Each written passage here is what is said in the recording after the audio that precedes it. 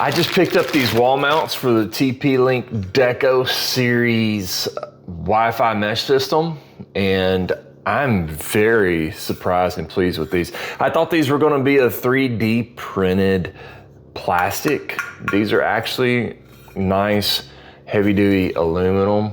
One of the things I really do like about them is the vent holes down here and where the feet are match the routers themselves, the wireless nodes, and that way everything just sits into place. You just attach it to the wall with screws and drop your router in, it attaches perfect. There's plenty of room back here for the cables and connections that you need. As you can see, I already mounted the one here in my shop, and it is nice. It's pretty sturdy.